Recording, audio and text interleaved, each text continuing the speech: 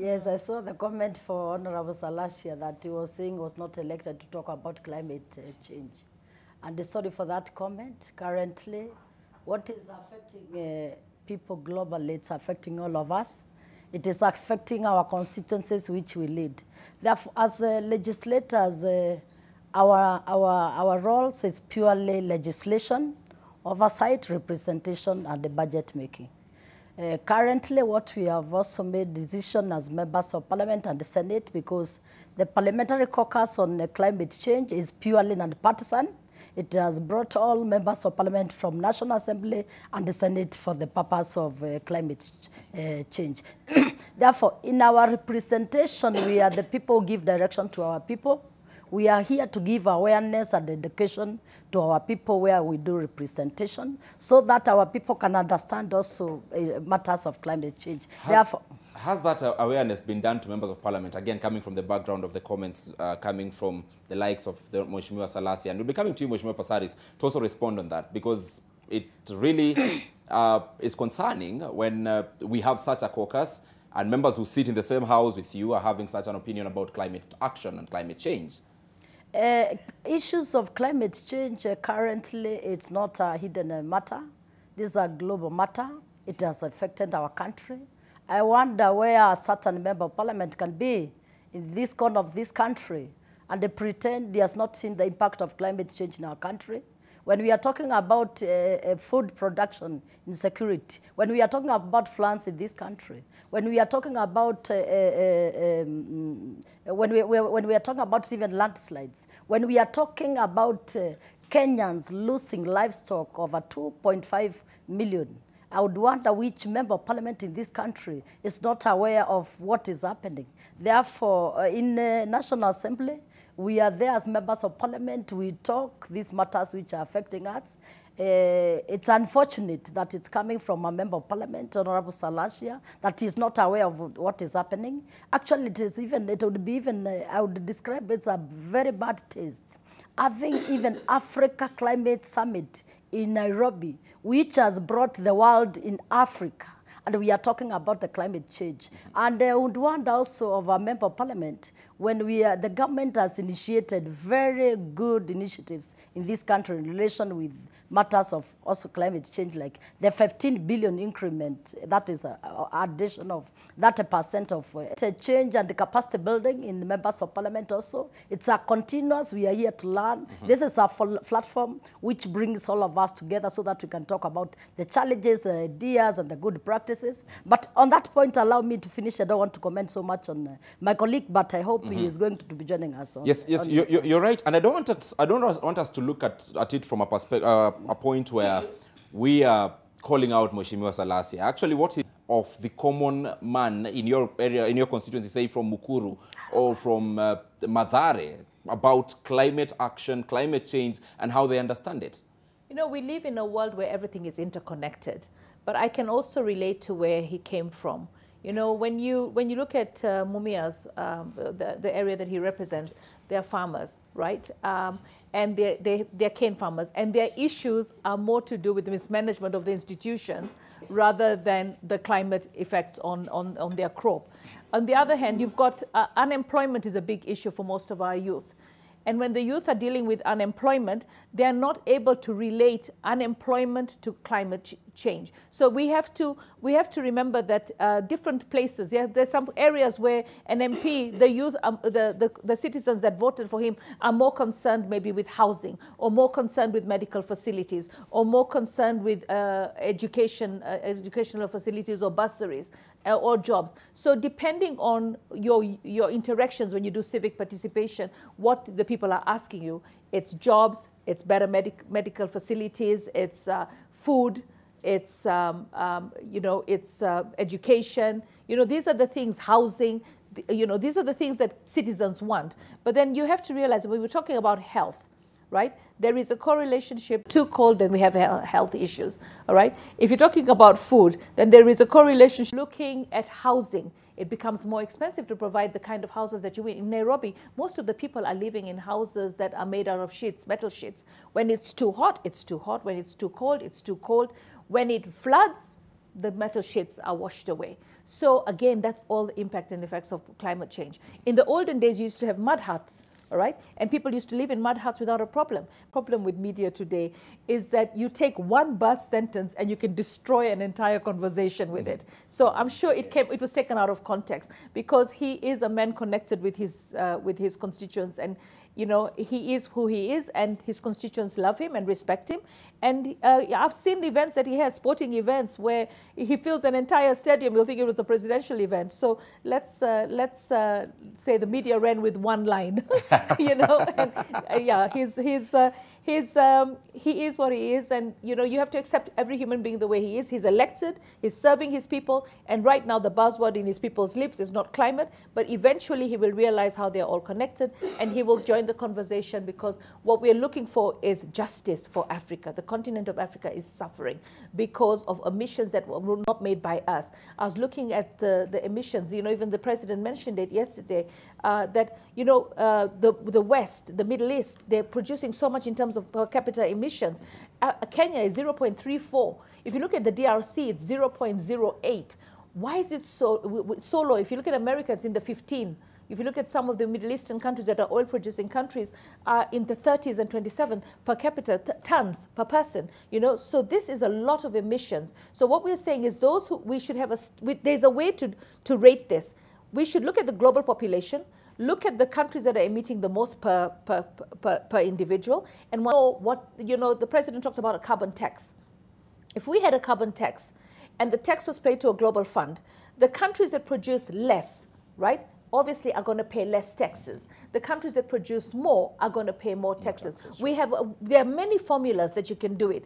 Once you have a formula and you have agreed on a formula of taxing the ones who emit the most into the planet, then we will be able to mitigate and come up with programs to mitigate this climate change. We as well are developing. All right, so we are also going to be producing, but there are ways. We go solar, we go wind.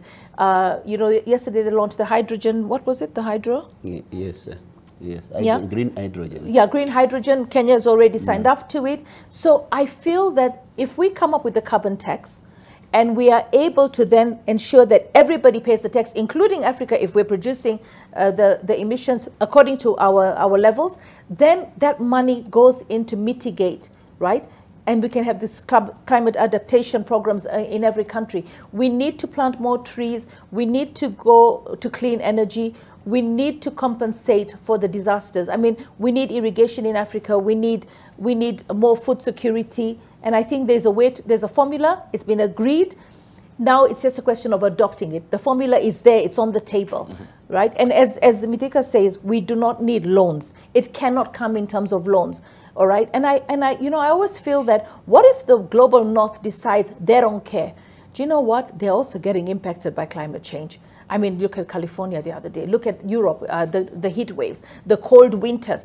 You know, one day they're going to have to get it. That, you know, you've got to take responsible for the damage that you have. That's why we talk about loss and damage. So I feel that coming together and talking with one voice, when we go for COP29, it's hosted in the 28, sorry, when we go to COP28 or any other COP in the future, this time we have to have a solution that's workable. You know, people have to put the money down. Workable. You know, people have to put the money down.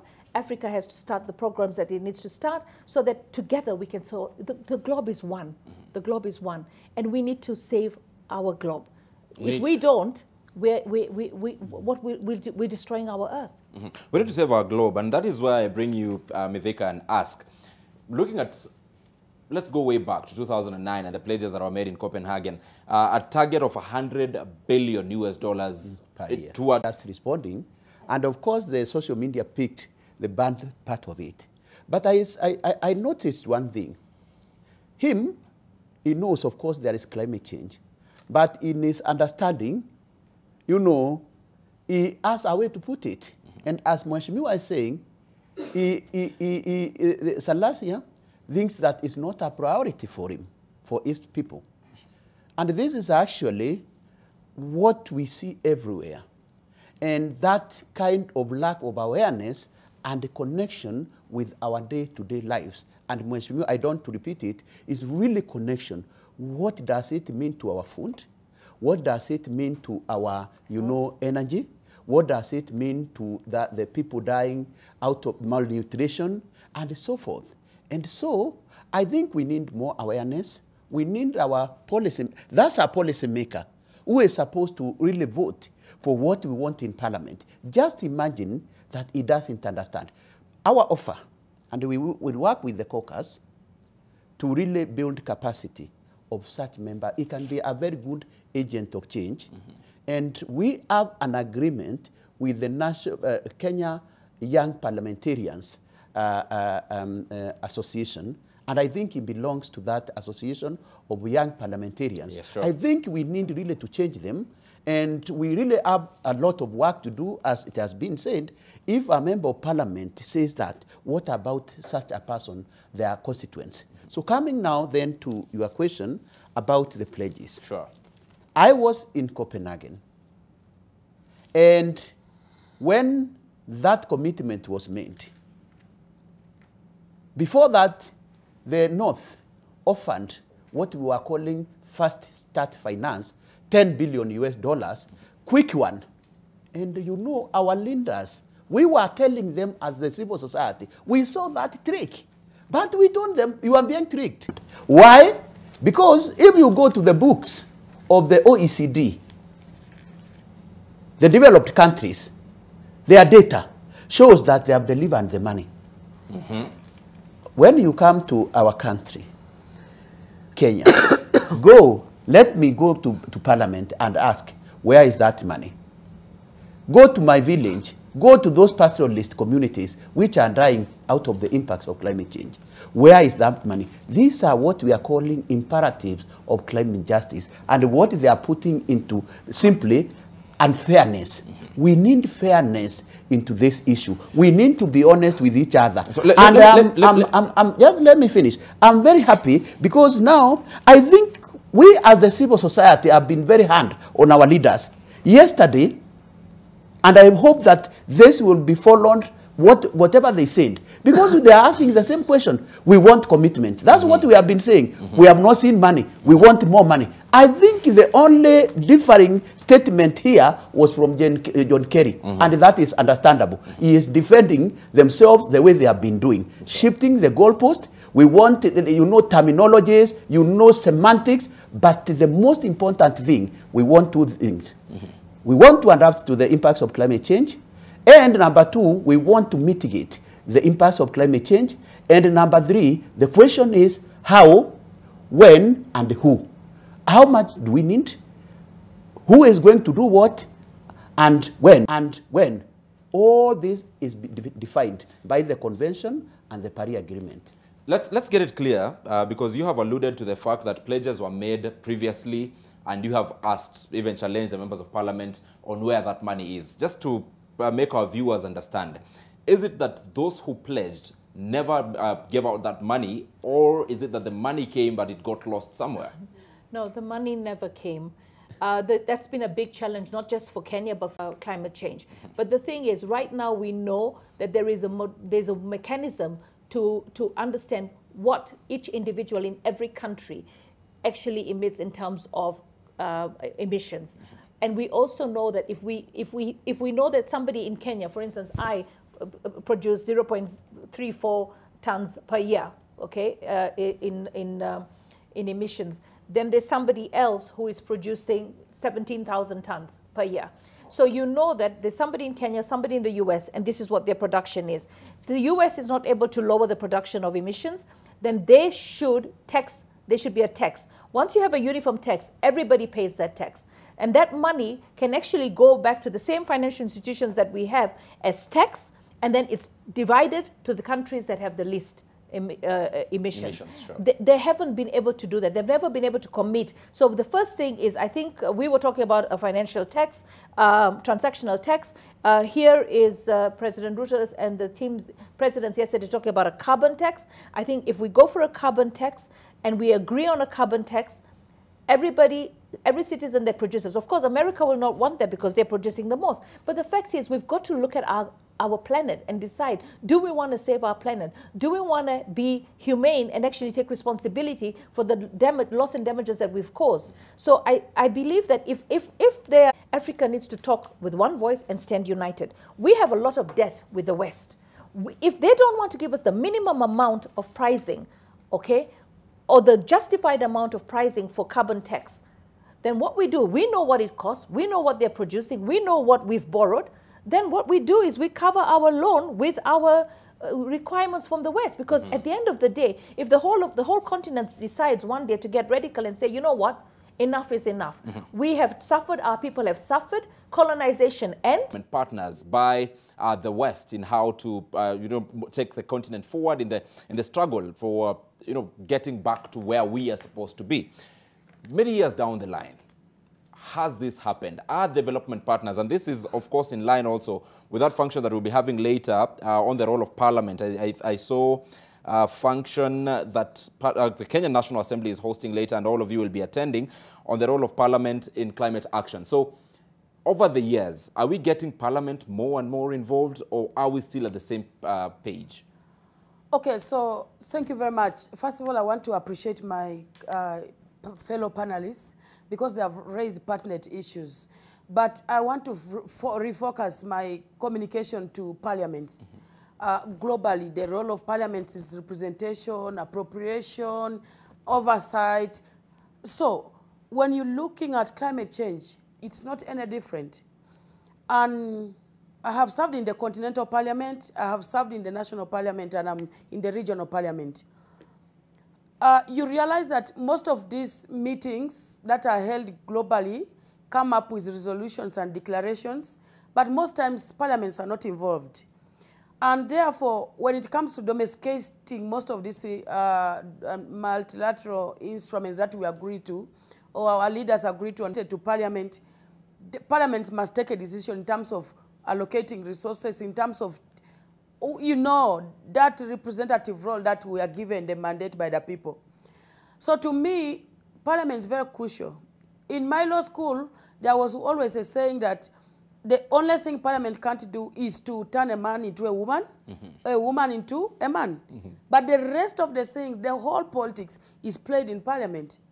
So, and therefore, when Honorable working closely with PACJA, an institution that has worked closely in empowering legislators in terms of climate justice. Kenya was the first country in Africa to come up with a climate act, a smart one. And then Uganda, we followed. I was then in the, took a key role in Parliament of Uganda, and my president assented to the climate act that we have. Then Ethiopia and Nigeria. So when you look at the rest of the countries, where is the role of parliament? Because our niche is in legislations. So when we are talking about all this mainstreaming climate change in our modus operandi, in education, in health, in all our lives, because even when I represent the people, and I know that climate change cuts across all in whatever I do every day. Because if we're talking about food systems, you cannot talk about food systems without touching the issue of climate change, because it directly, when there are floods, for example, all crops are destroyed. So what can an MP say that he doesn't know about climate change? When there's a drought or a flood in my constituency in Ngora, the first person that will be called will be a member of parliament to address an issue in regards to floods or raise it to the government. So you find that as a member of parliament, every day you're dealing with climate issues. Yesterday, President Ruto talked about raising now feeding in schools to over 1 million. So meaning that indirectly climate change is affecting also our education sector. So as a member of parliament, it's very imperative that the capacity of members of parliament is built to be able to relate climate change to their day-to-day legislations, so that as we walk the talk, we are able to implement on behalf of the people. Parliament has to pass legislations. Our down